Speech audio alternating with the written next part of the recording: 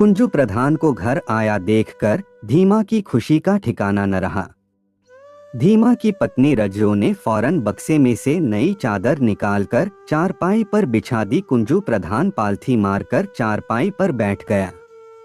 अरे धीमा, मैं तो तुझे एक खुशखबरी देने चला आया, कुंजू प्रधान ने कहा। तेरा सरकारी क्वार्टर निकल आया है, लेकिन उसके बदले में बड़े साहब को कुछ रकम देनी होगी। रकम? कितनी रकम देनी होगी? धीमा ने पूछा। अरे धीमा, बड़े साहब ने तो बहुत पैसा मांगा था, लेकिन मैंने तुम्हारी गरीबी और अपना खास आदमी बताकर रकम में कटौती करा ली थी, कुंजू प्रधान ने कहा। पर कितनी रकम देनी होगी? धीमा ने दोबारा पूछा।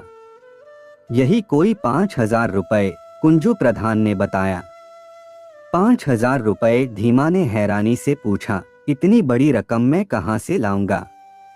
अरे भाई धीमा, तू मेरा खास आदमी है। मुझे प्रधान बनाने के लिए तूने बहुत दौड़ धूप की थी। मैंने किसी दूसरे का नाम कटवाकर तेरा नाम लिस्ट में डलवा दिया था, ताकि तुझे सरकारी क्वार्टर मिल सके। आगे तेरी मर्जी। फिर मत कहना कि कुंजू भाई ने क्वार्टर नहीं दिलाया, कुंजू प्रधान ने कहा। लेकिन मैं इतनी बड़ी रकम कहां से लाऊंगा? धीमा ने अपनी बात रखी। यह गाय तेरी है? सामने खड़ी गाय को देखते हुए कुंजू ने कहा। क्या यह दूध देती है? हाँ कुंजू भाई, यह मेरी गाय है और दूध भी देती है। अरे पगले, यह गाय मुझे दे दे, इसे मैं बड़े साहब की कोठी पर भेज दूंगा। बड़े साहब गाय भैंस पालने के बहुत शौकीन हैं। तेरा काम भी हो जाएगा। कुंजू प्रधान की बात सुनकर धीमा ने रज्जो की तरफ देखा, मानो पूछ रहा हो कि क्या गाय दे दूं? रज्जो ने हल्का सा सिर हिलाकर रजामंदी दे दी। रज्जो की रजामंदी का इशारा पाते ही कुंजू प्रधान के साथ आए उसके एक चमचे ने फौरन गाय खोल ली। रास्ते में उस चमचे ने कुंजू प्रधान से पूछा, यह गाय बड़े साहब की कोठी पर कौन पहुंचाएगा? अरे बेवकूफ, गाय मेरे घर ले चल। सुबह ही बीवी कह रही थी कि घर में दूध नहीं है, बच्चे परेशान करते हैं। अब घर का दूध हो जाएगा, समझा? कुंजू प्रधान बोला। लेकिन बड़े साहब और क्वार्टर? उस चमचे ने सवाल किया। मुझे न तो बड़े साहब से मतलब है और न ही क्वार्टर से। क्वार्टर तो धीमा का पहली लिस्ट में ही आ गया था। यह सब तो ड्रामा था। कुंजू प्रधान दलित था। जब गांव में दलित कोटे की सीट आई तो उसने फौरन प्रधानी की दावेदारी ठोक दी थी, क्योंकि अपनी बिरादरी में वही तो एक था जो हिंदी में दस्तखत कर लेता था। उधर गांव के पहले प्रधान भगौती ने भी अपने पुराने नौकर लालू, जो दलित था, का पर्चा भर दिया था, क्योंकि भगौती के कब्जे में काफी गैरकानूनी जमीन थी। उसे डर था कहीं नया प्रधान उस जमीन के पट्टे आवंटित न करा दे। इस जमीन के बारे में कुंजू भी अच्छी तरह जानता था, तभी तो उसने चुनाव प्रचार में यह खबर फैला दी थी कि अगर वह प्रधान बन गया तो गांव वालों के जमीन के पट्टे बनवा देगा। जब यह खबर भगौती के कानों में पड़ी तो उसने फौरन कुंजू को हवेली में बुलवा लिया था, क्योंकि भगौती अच्छी तरह जानता था कि अगला प्रधान कुंजू ही होगा। कुंजू और भगौती में समझौता हो गया था। बदले में भगौती ने कुंजू को 50,000 रुपए नकद व लालू की दावेदारी वापस ले ली थी। लिहाजा कुंजू प्रधान बन गया था। आज धीमा के क्वार्टर के लिए नींद की खुदाई होनी थी। रज्जो ने अगरबत्ती जलाई। पूजा की धीमा ने लड्डू बांटकर खुदाई शुरू करा दी थी। नकेलू फावड़े से खुदाई कर रहा था, तभी खट की आवाज हुई। नकेलू ने फौरन फावड़ा रोक दिया। फिर अगले पल कुछ सोचकर उसने दोबारा उसी जगह पर फावड़ा मारा, तो फिर वही खट की आवाज आई। कुछ है धीमा भाई? नकेलू फुसफुसाया। शायद खजाना है।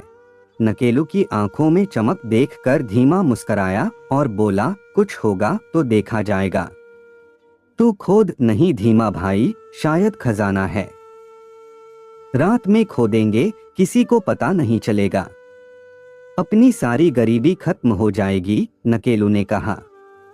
कुछ नहीं है नकेलू, तू नींद खोद, जो होगा देखा जाएगा। नकेलू ने फिर फावड़ा मारा। जमीन के अंदर से एक बड़ा सा पत्थर निकला। पत्थर पर एक आकृति उभरी हुई थी।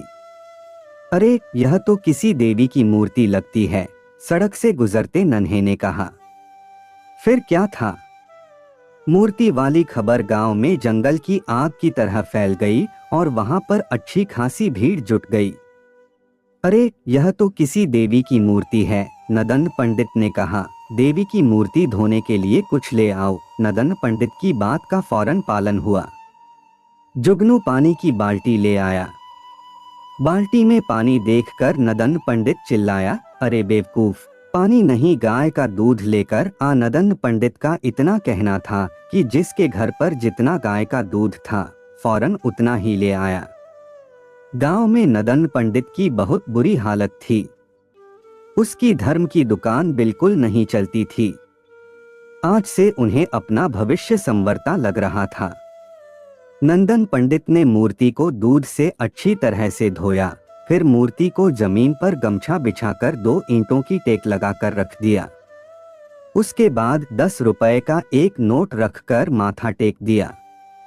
इसके बाद नंदन पंडित मुंह में कोई मंत्र बुदबुदाने लग गया था, लेकिन उसकी नजर गमछे पर रखे नोटों पर टिकी थी। गांव वाले बारी बारी से वहां माथा टेक रहे थे। धीमा और रज्जो यह सब बड़ी हैरानी से देख रहे थे। उनकी समझ में कुछ नहीं आ रहा था कि अब क्या होगा। यह देवी की जगह है, यहाँ पर मंदिर बनना चाहिए, भीड़ में से कोई बोला। हाँ हाँ, मंदिर बनना चाहिए। समर्थन में कई आवाजें एक साथ उभरी। दूसरे दिन कुंजू प्रधान के यहाँ सभा हुई। सभा में पूरे गांव वालों ने मंदिर बनाने का प्रस्ताव रखा और आखिर में यही तय हुआ कि मंदिर वहीं बनेगा जहां मूर्ति निकली है और धीमा को कोई दूसरी जगह दे दी जाएगी। धीमा को गांव के बाहर थोड़ी सी जमीन दे दी गई जहां वह फूस की झोंपड़ी डालकर रहने लगा था। धीमा अब तक अच्छी तरह समझ चुका था कि सरकारी क्वार्टर के चक्कर में उसकी पुश्तैनी जमीन भी हाथ से निकल चुकी है। मंदिर बनने का काम इतनी तेजी से चला कि जल्दी ही मंदिर बन गया। गांव वालों ने बढ़ चढ़ कर चंदा दिया था। आज मंदिर में भंडारा था। कई दिनों से पूजा पाठ हो रहा था। नंदन पंडित अच्छी तरह से मंदिर पर काबिज हो चुका था। खुले आसमान के नीचे फूस की झोंपड़ी के नीचे बैठा धीमा अपने बच्चों को सीने से लगाए बुदबुदाए जा रहा था। वाह रे ऊपर वाले, इंसान की जमीन पर इंसान का कब्जा तो सुना था, मगर कोई यह तो बताए कि जब ऊपर वाला ही इंसान की जमीन पर कब्जा कर ले तो फरियाद किससे करें। आपका समय निकलकर हमारे साथ था, इसके लिए आपका धन्यवाद। अगली बार फिर से मिलते हैं नए और रोचक वीडियो के साथ। चैनल को सब्सक्राइब करना न भूलें। धन्यवाद और शुभकामनाएं।